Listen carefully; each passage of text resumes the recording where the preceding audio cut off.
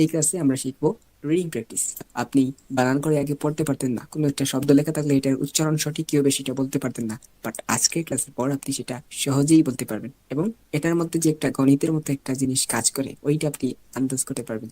অনেকে ইংরেজি শব্দ দেখে উচ্চারণ করেন, তো দেখে উচ্চারণ করার সময় তারা ভুল উচ্চারণ করেন, কিন্তু এটার কিছু টেকনিক আছে যেগুলো ইউজ করলে আপনি আর ভুল উচ্চারণ করবেন না। First of all, the blending technique. Blending মানে জোড়া লাগানো। ওকে, সো ব্লেন্ডিং টেকনিকটা কিরকম একটু দেখি। রিডিং পড়ার সময় আমাদের সূত্র হলো CBC ফর্মুলা, মানে কনসোনেন্ট ভাওয়েল কনসোনেন্ট ফর্মুলা। একটু এক্সাম্পল দিলে ভালো বুঝতে পারবেন। ওকে, সো শব্দটি হলো BAT, ব্যাট।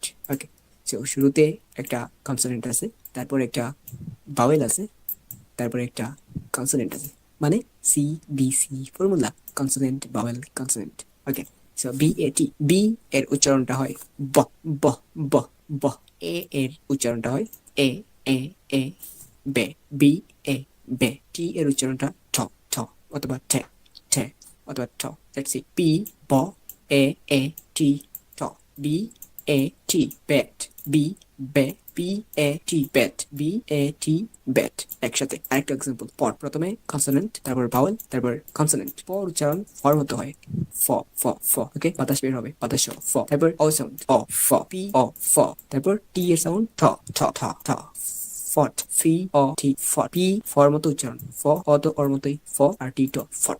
ওকে, ফট, BAT ব্যাট, ফি অ টি ফট। ওকে, আরো একটু প্র্যাকটিস করি, আপনি একটু জোরে জোরে বানান করে পড়বেন। MAP, M consonant, A vowel, P consonant. M ম, এ মে, পি মানে map, MAP map, MAP map. S মানে স, আই সি সি টি সি, SIT sit, SIT sit. PE মানে PE মানে ফি এন ফ্যান। ওকে, ফি ই মানে ইটা এর মতো হয়, এ আর এন ফ্যান। ওকে, PEN পেন না, ফ্যান। ওকে, ফ্যান। বাস, BUS, বি এই যে আমরা শুরুতে পড়েছিলাম বি ব, তারপর এ তারপর এস বাস বাস বাস বাস।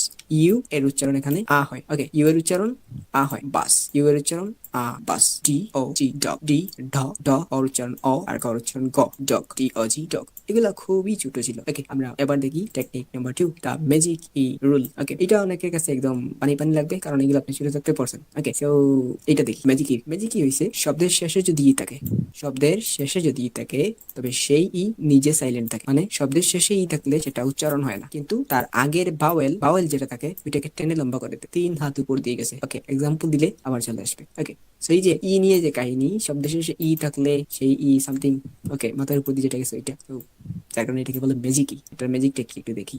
সো এই যে একটু এক্সাম্পল, প্রথমে আমরা এগুলা দেখবো, এগুলা ম্যাজিক ই ছাড়া, এগুলাতে কোনো ম্যাজিক ই নাই, আর এইগুলাতে ম্যাজিক ই ব্যবহার হয়েছে। Okay, so HAT hat, HAT hat. Okay, hat মানে টুপি, হ্যাট এ, এটা এ ধ্বনি, হ্যাট। তারপর যখন একটা ই লাগাবো, ওকে, শব্দ শেষে যখন ই লাগাবো, হ্যাট যখন ই হয়ে, মানে একটা ই লাগাইলাম হ্যাটের সাথে, তখন এটা হয়ে গেল হেইট। কি হয়ে গেল? হেইট। কিভাবে? যে এ হেইট, ই উচ্চারণ হয়নি, দেখো তো, ই কিন্তু উচ্চারণ হয়নি, শব্দের শেষে ই উচ্চারণ হয়নি। হেইট, যে টি আছে, টি উচ্চারণ হয়েছে এবং এটা একটু লম্বা হয়ে আসছে, হেইট হেইট। ওকে, একটু বাউলটাকে একটু লম্বা করে দিছে, হেইট হেইট হেইট, একটু লম্বা করে বলছে, মাথার উপর দিয়ে যাচ্ছে। আরেকটা এক্সাম্পল, KIT কিট, KIT ই ধরি কিট। ওকে, যখন এই কিটের সাথে ই যুক্ত করলাম, ইর কিন্তু উচ্চারণ হবে না, এর আগের যে ভাওয়েল সাউন্ড আছে, ভাওয়েল আছে, এটাকে একটু লম্বা করবে। এই যে ভাওয়েল কোনটা? আই আছে, ভাওয়েল আই আছে, তাইলে কাইট, আইটা একটু লম্বা হলো, কাইট খাইট খাইট। ওকে, কাইট হয়ে গেছে এটা। সো আবার আরেকটা এক্সাম্পল দেখি, নট নট অধ্বনি নট, যখন একটা ই লাগালাম, মানে ম্যাজিক ই যখন লাগালাম, তখন এই যে আগের ভাওয়েল আছে, আগের ভাওয়েলটা একটু লম্বা হয়ে আসবে, নোট নোট নোট।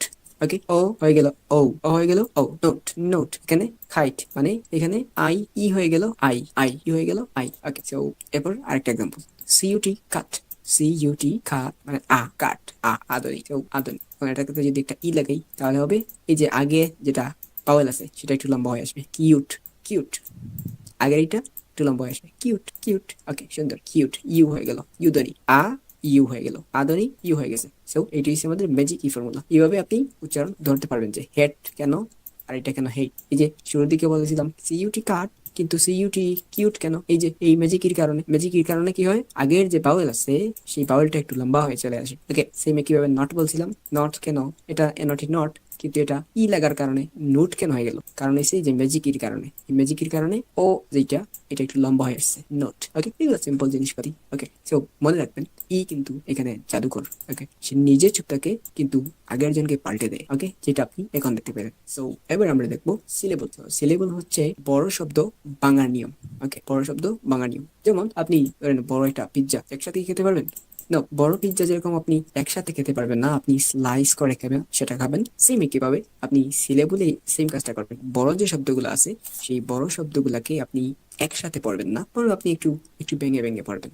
ওকে, যেমন আমরা একটু এক্সাম্পল দেখবো। তো সহজ টেকনিকটা হচ্ছে দা চেন মেথড, মানে থুতনি পদ্ধতি। থুতনি মানে সিলেটি ভাষায় আমরা বলি তুতা।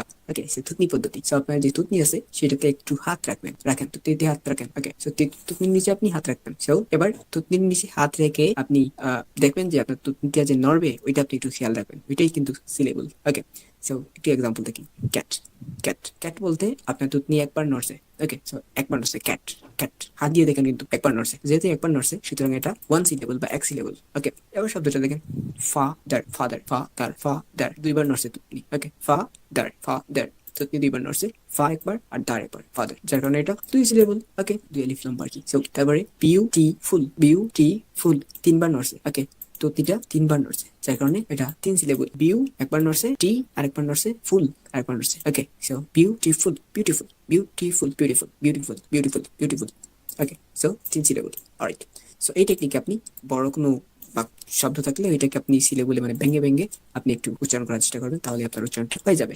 সো রিডিং স্ট্র্যাটেজি, এটা পড়ার স্ট্র্যাটেজিটা কিরকম। সো বড় শব্দ দেখলে আপনি ভয় পাবেন না, আগে মানে থুতনির মেথডটা দিয়ে এই বড় শব্দটাকে ভাঙবেন। ঠিক আছে, যেমন একটা শব্দ ইম্পসিবল। ওকে, ইম্পসিবল, এই যে ইম বলেন, তারপরে ফউ, তারপরে সিবল, ইম্পসিবল। ঠিক আছে, তারপর আন্ডারস্ট্যান্ড একসাথে বলতে পারেন, নাই সমস্যা নেই। আন্ডারস্ট্যান্ড আস্তে আস্তে বাড়ান, ঠিক হবে।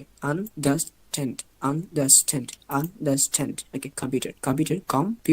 কম্পিউটার একসাথে বলতে না পারলে কম্পিউটার, এরকম দুটির মেথড দিয়ে আপনি এরকম উচ্চারণ করবেন, সঠিক উচ্চারণ হবে। তো চলেন একটু প্র্যাকটিস করি। তো এই যে এটা গল্প আছে দ্য ফ্যাট, এটা একটু পড়বেন। ওকে, পড়ার সময় অবশ্যই আপনি এই যে দুটির মেথডটা অনুসরণ করবেন। তারপর উপরে যে ম্যাজিকি এটাও এখানে আছে। Alright, so let's see the fat cat. এই যে ফ্যাট বলছেন, তখন পি কিন্তু আপনি প্যাট বলেননি, মানে এই যে ওই যে পি এটি প্যাট আর এই যে এফ এটি ফ্যাট, মানে সাউন্ডটা বাতাস বের হবে। ওকে, পি এটি ফ্যাট ফ্যাট হাত রাখেন একটু মুখের সামনে, ফ্যাট বাতাস বের হবে। ফ্যার একটা বাতাস, তারপর ফ্যাট হ্যাজ এ ক্যাট মানে খয়ের মতো একটা বাতাস। সি খয়ের মতো একটা বাতাস, খয়ের মতো বাতাস, তারপর একটা cat. Okay, so Pat has a cat. The cat is fat. Cat sat on a mat. Okay, mat. Pat gave. এটা দেখেন, gave শেষে কিন্তু ম্যাজিক ই আছে, জিএবি গাব, কিন্তু যখন ই লাগলো তখন এটা ম্যাজিক ই হয়ে গেল। তখন যেটা এটা একটু লম্বা হয়ে আসবে, এই যে আমাদের আগের মেথড এটা লম্বা হয়ে আসবে। So the pet gave the cat a bat. ওকে, আমার সাথে সাথে পোজ করে লাগলে আমার আগে বলবেন। ওকে, so pet has a cat. The cat is fat. The fat cat sat on a mat. Pat gave the cat a bat. The cat hit the rat.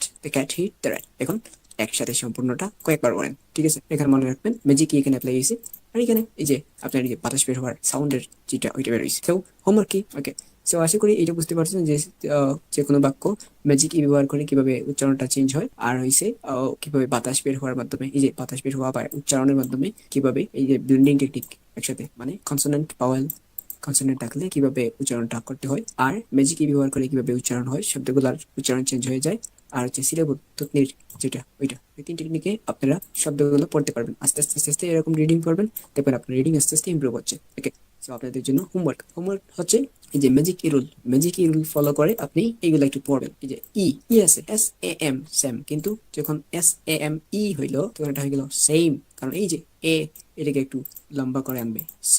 Same, তাইলে এটা কি বলেন? লেট। এটা কি? হোপ। এই যে HOP হপ, কিন্তু যখন লাগলো লাস্টে তখন অটা একটু লম্বা আসলো। Hope fine থিউব। ওকে, তো এগুলো একটু পড়বেন। হোমওয়ার্ক হচ্ছে কয়েকবার এগুলো পড়েন। ওকে, সো নিচের শব্দগুলো সিলেবল বা পিৎজা মেথডে ভেঙে খাতায় লিখবেন। ওকে, এই যে এগুলা হচ্ছে পিৎজা মেথড, বা পিৎজা বলতে এই যে আস্তে আস্তে স্লাইস করে খাওয়া, মানে বড় একসাথে না বলে সিলেবলে আস্তে আস্তে থুতনির সাহায্যে টেস্ট করে করে আপনি পড়বেন, তাহলে মজা লাগবে। নভেম্বর একসাথে না বলে আপনি বলতে পারেন নভেম্বর, নভেম্বর। বাংলাদেশ একসাথে না বলে বলতে পারেন বাংলাদেশ, বাংলাদেশ, বাংলাদেশ। এডুকেশন একসাথে পড়তে না পারলে এডুকেশন, এডুকেশন। ওকে, আপনি আরো কিছু শব্দ এরকম বের করবেন, বা আপনি আপনার ইংলিশ বই বা কোনো কিছু পেলে ইংরেজিতে আপনি সেম নিয়মে, সেম 3 টেকনিকে আপনি একটু পড়ার চেষ্টা করেন এবং রিডিং পড়তে থাকেন। আস্তে আস্তে আপনার রিডিং ঠিক হয়ে যাবে। ওকে, সো দেখা হবে আগামী ক্লাসে। আশা করি আজকের ক্লাসটি উপভোগ করছেন। বাই।